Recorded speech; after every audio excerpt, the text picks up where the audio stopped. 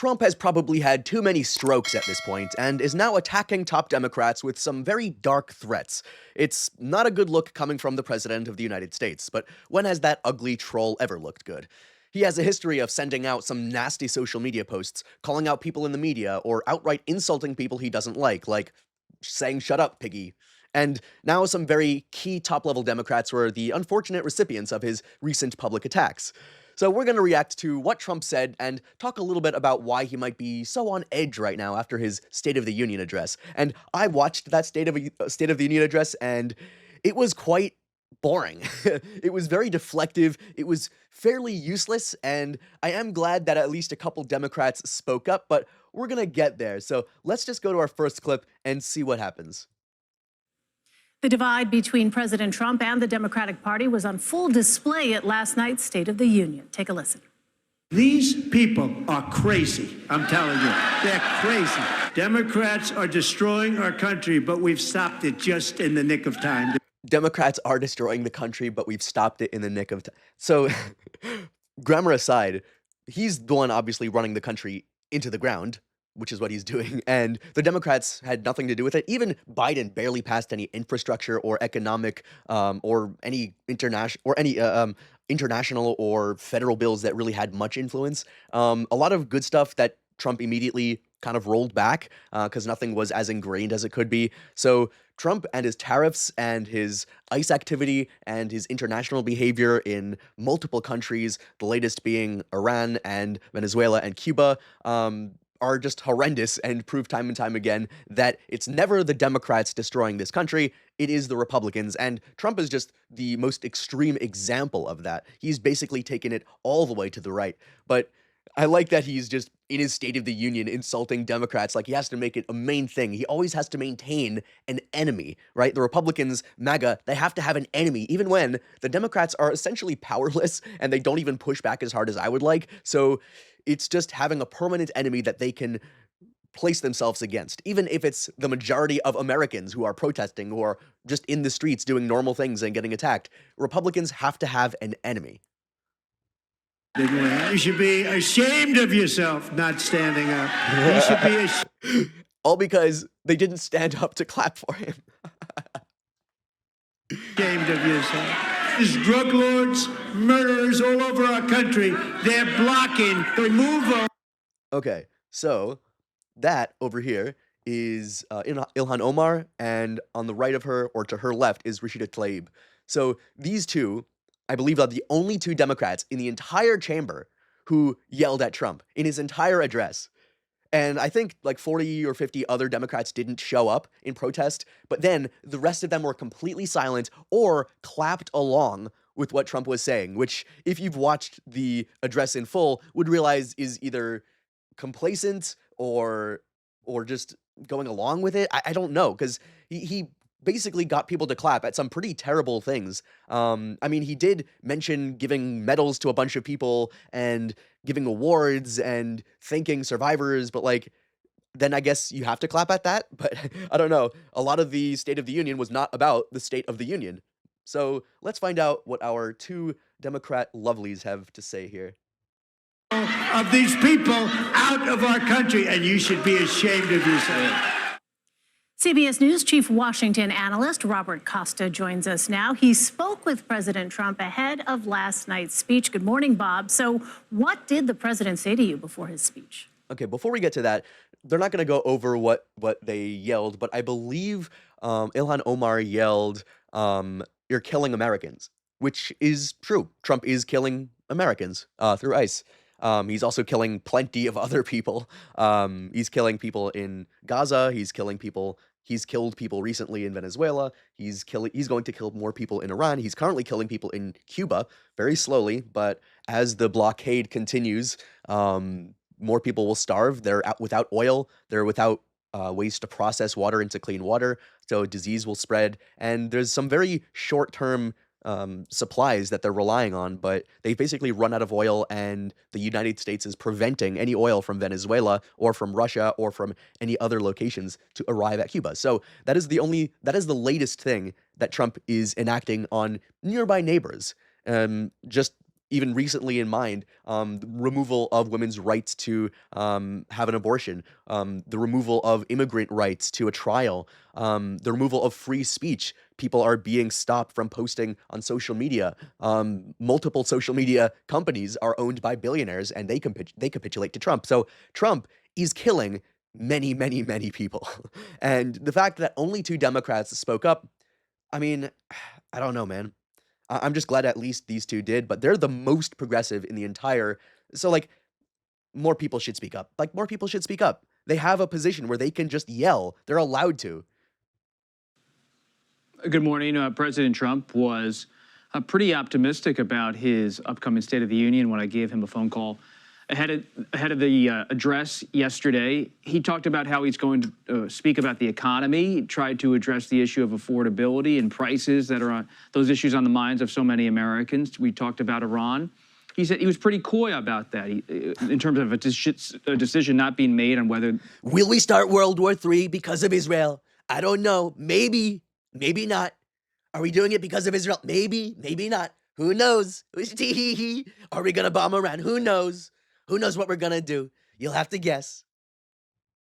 There will be a military strike against Iran and its possible development of a nuclear weapon. They don't want to rely on oil, and they're starting to want to rely on nuclear, the N-word, nuclear. They want to have nuclear plants or nuclear bombs, even though the United States has thousands of nukes. Iran can't have a nuke because that would mean they're independent, and we want to control Iran so they can't have any nuclear material. I feel like my Trump impression is getting worse over time. I don't have the cadence. I don't have the weave, you know? My brain isn't dripping out of my ears, so I can't, like, simulate it properly. About how the country right now is really on edge with immigration, but he said he's done a great job, in his view, to close the border, he said, and to go after, as you just heard in that. He didn't close the border in that it's more, I mean, it's fewer people coming through for sure, but it's mostly that he's made America so undesirable to live in that people don't even think they'll be safer here anymore. Because, like, the violence in Mexico versus the violence in the United States, like, wow, America is so unpleasant that fewer people are coming here. Wow, congrats. That clip, what he believes is a real threat to the country. Well, what should the president's tone throughout the evening, Bob, you think, signal to us in terms of his pre-midterm strategy? Well, this was not a 2-hour sing-song address. This was 2 hours of political battle. There were many moments, of course, where the stories of Americans who have served this country in uniform or on the field at the Olympics and elsewhere. Yeah, so a lot of the State of the Union was just sympathetic stories, handing medals. Like, oh, the Olympic team did great, good job, they got gold. And also they were misogynistic, but whatever. Also, here's an old man who did war stuff and did a good job. Here's a medal. Here's another medal. Here's a purple this and a golden that and a yeehaw. So, like, I don't know if that was like 50% of the entire thing, even though it was the longest State of the Union of like all time. First, and his second was also Trump. So he talks a lot. And he also likes to give the magic hands. Look over there. Now look over there. Poof, my crimes disappeared. He does that whole shebang, you know? Were highlighted by the president, and those were compelling stories of service and valor. At the same time, much of the speech was also heavily partisan and very pointed in its attacks against the Democrats in the room and across the country. And that tells you a lot about the midterm elections. This is the 250th moment for America since its founding, the anniversary since America was conceived with the Declaration of Independence. And you see what a birthday to have, huh? Wow. Wow. I don't think our founding fathers would recognize what we've become. I mean, probably not. I mean, the technology alone, but like the politics itself, like the whole point was to get rid of a king. And now you just have a dude sending the military crashing into people's houses because they're not going to know the difference between ICE and the military. It's just dudes with guns. It's like, oh, it's ICE this, DHS that, FBI, CIA, Marines, Navy. This. It's dudes with guns, all right? Dudes with guns knocking on your door, bursting through, grabbing your cousins and your neighbors and whatnot. That is Trump. We have concentration camps in America with children. There's a special concentration camp for underage girls who are pregnant. And There are a lot of people being raped in these concentration camps under Trump. There's a lot of money being made with contractors, with private prisons, with private warehouses, billions of dollars laundering money, children in concentration camps. The pedophile government with children in concentration camps and many, many people being raped and ICE coming in and taking away the drawings of children. That is under Trump. Do not forget it. Don't ever let a glib, distracting speech make you forget about that reality. I know I don't sound emotional as often as I should, but the horrors of everything that we're seeing in this country under Trump is something that you shouldn't allow people on the right or Republicans or MAGA to dissuade you from understanding is a horror upon this earth. Let's continue this clip and see what else we have. The president going to that issue of patriotism at this time, while he also is really ramping up his political battle. Well, CBS News polling shows a growing number of Americans believe the country is both divided and declining. Could anything the president said last night perhaps begin to change those perceptions? A State of the Union address is something that, for many presidents, doesn't often get remembered in full. It's something that creates a certain narrative for the upcoming election, whether it's a presidential election. It's interesting that, I'm going to scroll back a bit here. It's interesting that in 2024, there were only 11% of people who thought we were prospering, and now it's 16%. It went up, as did people who thought that we're going from strong, that we went 15% 2024 to 19% now, and then weak went down, declining went up, and then divided went up. So it went up on the extremes, on the outside. It went up more in the divided and the declining than it did prospering and strong, because there was only a 4% increase in strong and a actually, no, there was a 5% increase from 11 to, no, I guess it's about the same, actually. Although it may even be, no, because weak went down. So I guess like it's slightly tilted towards the negative side. But I think definitely this country is more divided because the extremes went up on either side. So I would describe the state of the country that way, yeah.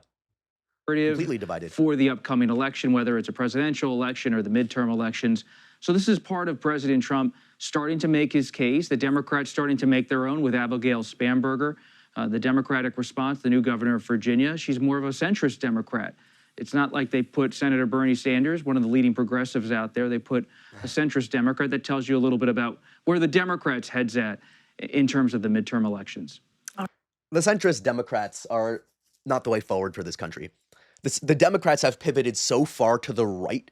When is the last time you actually heard a Democrat talk about Medicare for all, free health insurance, free school, free college? Anyone? When's the last time we heard any of them mention increasing the minimum wage? Never. They've moved so far to the right. They're always talking about the issues that Trump brings up, the issues that he brings up, and all of his distractions. So this State of the Union was just another example of that, where the entire thing was one huge distraction from the fact that this country is falling apart. It is crumbling from the inside out. This is how empires fall. 250th birthday, and this is where we end up. I mean, Rome lasted longer, am I right, folks? We have the strongest military, but we can't make anything in this country. As soon as the US dollar is worthless and we can't pay the troops, then what? All this fancy machinery doesn't do anything when you can't make more of it, feed your people, and make people happy. The fewer people are happy in your country, the angrier they get, the more they push back, the more the elite, the parasites at the top, have to fear of violence. There was a recent shooting. There was a fourth assassin on Trump recently. Again, another Trump supporter, another MAGA Republican who got mad with Trump for not going hard enough. And it is most often the people on the right who are violent, but Trump doesn't talk about anything like that, of course. It's all the blame on the Democrats, as in the Democratic Party. He doesn't acknowledge that the majority of this country doesn't want ICE in our streets. The majority of this country just wants to have cheaper rent, cheaper food. And he always brings up oil. Like, hey, they're making a lot of money from oil, so that's the only thing he ever brings up. And he's like, I just learned a new word, groceries, but at least oil is cheap, right? How's your rent? How's your health care? How's your schooling? How's your child care? Up? Yeah, everything is. And now everyone else is going to suffer because of Trump and the people at the very, very top. So, as we've so often seen with President Trump, he spent this important moment, the State of the Union, just talking about nothing. Awarding people, great. He could have done that in any other rally speech, but basically he took this moment to attack and make political threats against high-level Democrats and to distract us from the fact that the country is being destroyed at the seams by some very orange clippers. He dominated the room with attacks and useless nonsense and got into shouting matches with a bunch of them on the floor, which is exactly what matches the decline of America as we approach America's 250th birthday. Woohoo! So, I think Trump realizes that he did not do a great job, at least based on the response from, if not Democrats because he doesn't care, then Republicans, because he knows he has to maintain his control over his base. But he knows that for the midterms, things are not looking good for him. And he's running out of time to fix his polling numbers and approval ratings and to make it even seem as if anyone likes what he or his administration is doing. So, this was a doozy. Let us know down below if you, I don't know, if you watched the State of the Union, and by us, I mean me and the editor and the person who writes the scripts, just to let you know. And let me know what you think about this episode. Let me know what you think about Trump and about what he's doing and the state of the union right now, essentially. And let me know what you think will happen next. Remember to like and subscribe to the channel for more exciting political, dramatic content just like this.